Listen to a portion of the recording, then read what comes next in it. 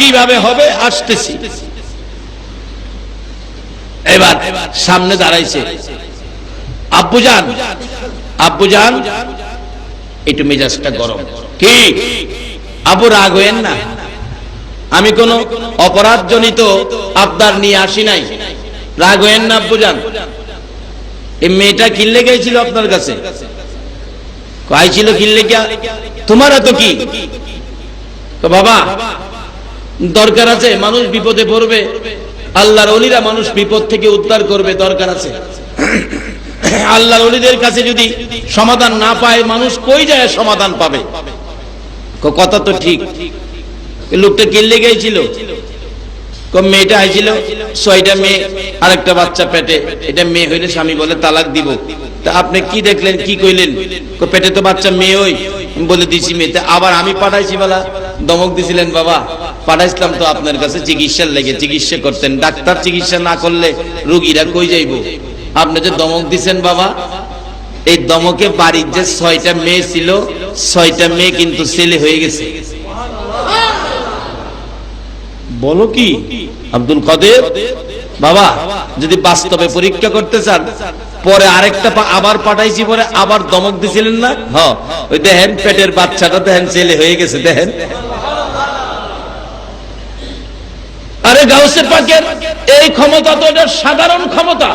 গাউসে পাকের একজন গোলাম, যিনি গাউসে পাকের দরবারে পড়ে থাকতেন কুমিল্লা জেলার শাহপুর দরবার শরীফে, ডক্টর পিয়ার আহমদ বগদাদি, যিনি আমাকে বহু মায়া করতেন। ডক্টর পিয়ার আহমদ বগদাদি, যিনি বগদাদের গোলামি করে বাংলার জমিনে এসে কুমিল্লা জেলার চান্দিনা থানার শাহেনা নামে একটা মেয়ে, 7ম শ্রেণীর ছাত্রী, শাহেনা নাম, 7ম শ্রেণীর ছাত্রী শাহেনা নাম। কিন্তু ওই doctor peer Ahmad Baghdadi Ghause পাকের দরবারের গোলামি করতেন। সেই গাউসে পাককে কোনোদিন দেখে নাই সচক্ষে, দরবারের গোলামি করে ওই শাহপুরের হুজুর শাহানার জন্য দোয়া করে দিয়েছিলেন। সঙ্গে সঙ্গে শাহানা নামের মেয়েটা পুরুষে পরিণত হয়ে গেছে, জোরে বলুন সুবহান। আচ্ছা, এই বেচারি ফাইসালা পাইল, পেটের বাচ্চা ছেলে হইল, বাড়ির মেয়ে ছেলে হইল। আব্দুল কাদের জিলানী ডাকতেছে, বাবা আর কইলাম দমক দিয়েন না, আবার যদি আমারে দমক দেন তাইলে গেলাম সমস্ত পৃথিবীর মেয়েগুলো ছেলে হইয়া যাইব। আচ্ছা, গাউসে পাকের দরবারের গোলামি করে যদি বাংলার ডক্টর পিয়ার আহমদ বাগদাদি 7ম শ্রেণীর ছাত্রী শাহানাকে মেয়েকে ছেলে বানাইতে পারে, গাউসে পাক সরাসরি নিজে কিছু করবার ক্ষমতা কি আল্লাহ তারে দেয় না? এই মেয়েটার নাম হলো, এখন আগে ছিল শাহানা, এখন হলো শাহ আলম। প্রত্যেক বছর এই শাহ আলম মাহফিল করে ওই ডক্টর পিয়ার আহমদ বগদাদির গোলামি করে, ডক্টর পিয়ার আহমদ বগদাদির গোলামি করে কুমিল্লা জেলার বরুড়া থানার জলম নামে ইউনিয়নের বাজারের মধ্যে ডক্টর পিয়ার আহমদ বগদাদির নামে দরবার শরীফ করেছে। ডক্টর পিয়ার আহমদ বগদাদিও দুনিয়ায় নাই, দুনিয়া থেকে বিদায় হয়ে গেছেন। কিন্তু বাগদাদের গোলাম ছিলেন, বগদাদের গোলামি করে দুনিয়া থেকে বিদায় হয়েছে, কিন্তু ওনার গোলামি করতেছেন ওই 7ম শ্রেণীর ছাত্রী শাহানা, হইলেন পুরুষ। এখন তার নাম হলো শাহ আলম। শাহ আলম হিসাবে পরিচিত। প্রত্যেক বছর মাহফিল করে ডিসেম্বর মাসে আমি যাই, এই বছর শুধু যাইতে পারি নাই। আমি বলবো পিয়ার আহমদ বগদাদি গাউসে পাকের দরবারের গোলামি করে যদি বাংলাদেশের মেয়েকে ছেলে বানাইতে পারে, গাউসে পাক কি পেটের বাচ্চা সহ মেয়ে ছেলে বানাইবার ক্ষমতা আছে না? কেন? সেই সম্পর্ক গড়ে তুলেছে আমার আল্লাহর সাথে। এই সম্পর্ক গড়তে গেলে আল্লাহর সাথে সম্পর্ক করতে হবে। এই সম্পর্ক করতে গেলে মানতে হবে নবীর কথা। নবীজি বলেছেন হাদিস শরীফে, আসসালাতু মিরাজুল মুমিনিন, তোমরা নামাজ দিয়ে মাওলার সাক্ষাৎ, মাওলার দিদার, মাওলার সম্পর্ক গভীর করো। বলুন গাউসে পাকের বাবার কাছে কি এই নামাজের সম্পর্ক ছিল? তাইলে গাউসে পাকের মধ্যেও নামাজের সম্পর্ক আসতেছে কিনা বলুন? গাউসে পাকের জীবনীতে আসুন, নামাজের বেলায় উনি কত গুরুত্ব দিতেন। শুধু 5 ওয়াক্তের নামাজ নয়, 5 ওয়াক্তের নামাজের পরে তাহাজ্জুদের নামাজও গাউসে পাকের জীবনীতে আমলের মধ্যে ছিল। আমরা তো তাহাজ্জুদ দূরের কথা, 5 ওয়াক্তই তো ক্লিয়ার না। আমার ভৈরবে এক ব্যক্তির জায়গায়, বাবা নামাজ পড়ো, কই জি নামাজ তো পড়ি। কয়েক তো পড়ো, কোন নামাজ যত অক্ত অত অক্ত পড়ি। নামাজ কত অক্ত? 4 অক্ত। নামাজ বলে 4 অক্ত। আপনাদের চট্টগ্রাম নামাজ কয় অক্ত? মাশাআল্লাহ, সজাগ আছেন দেখা যায়। নামাজ কয় অক্ত? এই কয় 4 অক্ত। জিজ্ঞাসলাম 4 অক্ত কেমনে? এই হিসাব করে জোহর, আসর, মাগরিব, এশা। জোহর, আসর, মাগরিব, এশা। আরেকটা অক্ত আর নাই বলে, আর নাই। কোনটা রয়েছে কত? আসলটা ওই রয়েছে, যেটা দিয়া নামাজ শুরু হইছে সেইটাই রয়েছে। হ্যাঁ, বারবার হিসাব করে জোহর, আসর, মাগরিব, এশা। আমি গেলাম যে বাবা ফজর, হুজুর ফজর নাই। আরে কও কি ফজর নাই? হুজুর করে কই জানেন, আমি ফজরের সময় ঘুমোতে উঠতারি না, এলাকে রে বাদ। হ্যাঁ, ঘুমোতে উঠতারে না দেখে বলে ফজর বাদ। আচ্ছা, আসলে কি আমি ঘুমোতে না উঠতারলে কি ফজর বাদ হইব? বরং আমি বাদ হইলাম নামাজ থেকে, ফজর বাদ হইছে। 5 ওয়াক্ত নামাজ পড়েও তাহাজ্জুদ। একদিন গাউসে পাক তাহাজ্জুদ করতেছে, এমন টাইমে খান বাহাদুর ইবলিস আল্লাহর আরশ কুরসি সাজায়া আল্লাহর বেশ ধরছে। হ্যাঁ, আল্লাহ হইছে, আয়া গাউসে পাকের সামনে হাজির হইছে। আব্দুল কাদের, কি ভদ্র নম্র দেখেন না। আব্দুল কাদের ইবাদতের মধ্যে গাউসে পাক, তোমার ইবাদতে আমি আল্লাহ। কি নম্র ভদ্র ভাষা। তোমার ইবাদতে আমি আল্লাহ, ঠিক থাকতে পারলাম না, আরশ কুরসি লইয়া তোমার সামনে এসে গেছি। গাউসে পাক কোরআনে হাফেজও ছিলেন। কি কোরআনে? কোরআনের ভিতরে ডুব দিছে যে কোথাও কোরআনে এই বিধান আছে কিনা, বান্দা ইবাদত করলে আল্লাহ আরশ লইয়া আই পড়ে। দেখে কোরআনের ভিতরে কোথাও এই নির্দেশ নাই। আল্লাহ আসে না, আল্লাহ খুশি হয় কিন্তু আরশ লইয়া আসে না। অবশেষে ডাক দিয়া কয়, তুই আল্লাহ না, তুই ইবলিস।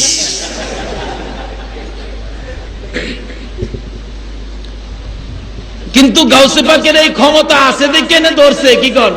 আর আমরার মতো একজন মানুষের কাছে যদি আয়া কইতো এই সাজ সরঞ্জাম লইয়া আমি আল্লাহ করছি, তাইলে গিয়া ফাওয়া হয়ে গেলাম, বলে না আল্লাহ গো। বলুন, শয়তানের ফাওয়া বললে ঈমান থাকবো? কিন্তু একজন আল্লাহর ওলির সাথে সম্পর্ক রাখেন, এরকম বিপদ আপনারও হইতে পারে। এই বিপদে ঈমান বাঁচাইতে গেলে একটা আল্লাহর ওলিই পারে, এছাড়া কেউ পারবে না। বাস্তব। ইমাম ফকিরউদ্দিন রাজি নজিমউদ্দিন কুবরার জীবনী। ইমাম ফকিরউদ্দিন রাজি নজিমউদ্দিন কুবরা। ইমাম ফখরুদ্দিন রাজি বিরাট বড় আলেম ছিলেন, উচ্চ স্তরের জ্ঞানী ছিলেন। আমি একজন ছিলেন আর কি, আমি একজন, বুঝলেন না? বড় আলেম হইলেই তো এটা আমি তো আইসা যায় অনেকেরই। নাইতে শয়তান সমস্ত ফেরেশতাদের শিক্ষক ছিলেন। আজকে সে লানতের তখ্ত জাহান্নামের সার্টিফিকেট নিয়ে ঘুরতেছে। কেন? আমি এত বড়। বাবা, আমি বড় হইও না।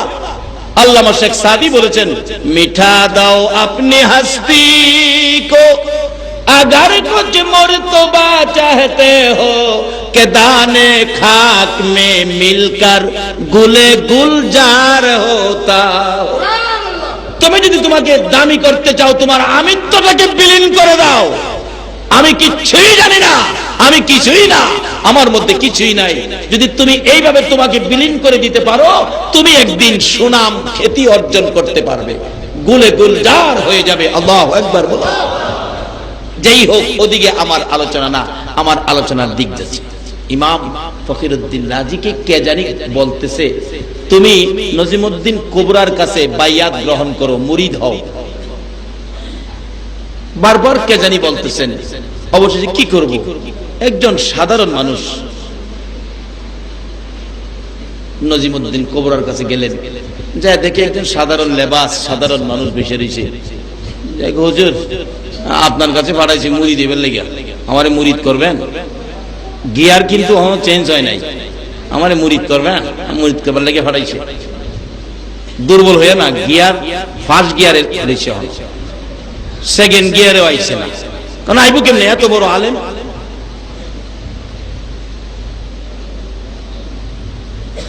উনি অন্তরের চোখে দেখে যে না, এখনো গিয়ার চেঞ্জ হয় নাই, বলতেছে বাবারে, তোমাকে বাইন্দা রাখার মতো রশি আমার কাছে নাই, তোমাকে মুরিদ করার মতো শক্তি আমার ওখানে হইছে না, না মুরিদ করতে হইব। তাইলে একটা কাজ করো, কি আমার জন্য একটা সদাই নিয়ে আসো, যদি সদাইটা আনতারো তাইলে তোমারে মুরিদ করব। সদাইটা কি? ইতিহাস লেখে, তাদের জীবনী লেখে, সদাইটার নাম ছিল নাচিজ। নাচিজ কোন সিজই না, নাচিজ। কইটা লেগে থাকবো লইয়ামু, তো মৌলবী তো বিরাট বড় মৌলবী, দোকানদারের কাছে গিয়া কো, ভাই সাহেব নাচিজ বিক্রি করেন? নাচিজ। দোকানদার কয় এদিকে মাথাটা এদিকে নেন, ফ্রিজের পানি দিয়ে দেই। কেন? এই মৌলবী, নাচিজ কোন সিজ আছে? কই আমার হিসাব কি কইল তো। আরেক দোকানে গেছে, ওষুধের দোকানে, ভাই সাহেব নাচিজ বিক্রি করেন আপনারা? ওষুধের দোকানদাররা কয় এটা মাথার দোষ, এটা ইঞ্জেকশন দিয়ে দেয়। আরে কি ব্যাপার, মাথার দোষ কোন? হ্যাঁ, আমার হিসাব কইছে। জান নাচিজ কোন চিজ আছে? সারাদিন ঘুরছে, নাচিজ কোন চিজ পাইছে না। অবশেষে নাচিজ না পাইয়া সারাদিন ঘুইরা বিরক্ত হইয়া রাত্রে ঘুমাইছে। সকালবেলা বাথরুম করতে গেছে, এটা আগেকার দিনের বাথরুম, খালি খালি বাথরুম, মাছা বাইন্দা বাথরুম করে, নিচে ময়লা দেখা যায়, দেখে ময়লার মধ্যে সরু সরু ফুকা গুলি লটতেছে। এই ফুকা দেখে আরে আমি নাচিজের লেগে দোকানে ঘুরি, নাচিজ তো এইটা পায়খানার ফুকা। কচু পাতার মধ্যে দুইটা ফুকা উড়াইয়া প্যাকেট কিরা দৌড় দিছে, বিশ্বাবের কাছে নিব, নাচিজ পাইছি। একটু পরে যাওয়ার পর রাস্তার মধ্যে ফুকায় ডাহে, আল্লাহ আমার জবানটা খুইলা দিবেন? কিল্লে গিয়া দরকার আছে, যা খুইলা দিলাম। ফুকায় কথা কয়, হুজুর আমারে কই নিতেছেন? ফিরের কাছে। কিল্লে গিয়া? ফিরে নাচিজ চাইছে। তা আমারে নিন কে রে? তুই তো নাচিস, তুই পায়খানার ফুকা, এর চেয়ে আর কি আছে নাচিজের? কহ আফসোস, আমি তো লাল মিয়ার দোকানের আপেল ছিলাম, মানুষ শ্রেষ্ঠ মাখলুক, আমাকে খাওয়ার পরে আমি পায়খানা হইয়া ময়লা হইলাম, এই জন্য কি আমি নাচিজ হয়ে গেলাম? আমি তো আপেল ছিলাম। আরেকটাই কয়, আমি তো সবুজ মিয়ার দোকানের ফার্মের মুরুখ ছিলাম, 130 টাকা কেজি কিনে আনছো, আইনা খাইছো, সৃষ্টির শ্রেষ্ঠ মাখলুক, এই জন্য আমি নাচিজ হয়ে গেলাম। আল্লাহ এই বিচারটা তোমার কোর্টে দিলাম, আমি তার বিরুদ্ধে বিচার চাই। আমারে নাচিজ কইল কি লেগা? এই পোকার মুখে কথা শুনে ওনার হাত থেকে পোকাগুলো জমিনে পড়ে গেল। একটা দৌড় মারছে। পিসা হুজুর দেখতাছেনি সব ঘটনা? কয় না, কয় না।